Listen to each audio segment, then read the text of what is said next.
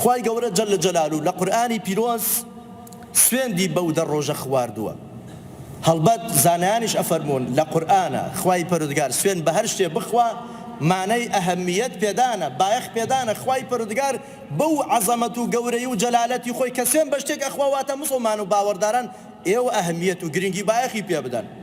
قورئانی پیرۆز لە سوورەتی ئەلفەجر ئەفەرمێ والفەجر ولەیال عەشر والشەفع والوەتر. خوای گەورە لەو سەرەتای ئەو سوورەتە ئەفەرمێ سوێن بە بەرەبەیان.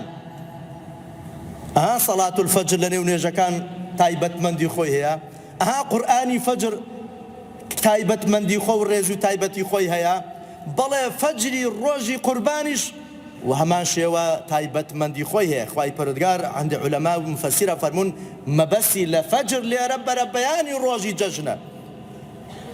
وەلەیال عەشر سوێند هەروەها بە دەشەوەکە.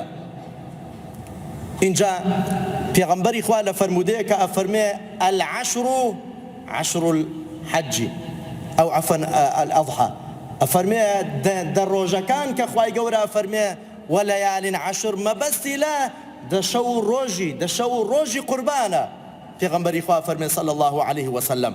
و هەروەها سوێند بە جووت و بە تاکیش. ئینجاویشان ڕۆژی جەژن و ڕۆژی عەرەفەیە کە زانایان و مفەسیرەکان ئەوها تەفسیری دەکەنەوە کە خوای پەروەردگار سوێندی پێخواردون. ئەوانە جگەی بایەخ پێدانن و سوێندی پێخواردووە خوای پەروەردگار جەل جەلالوو.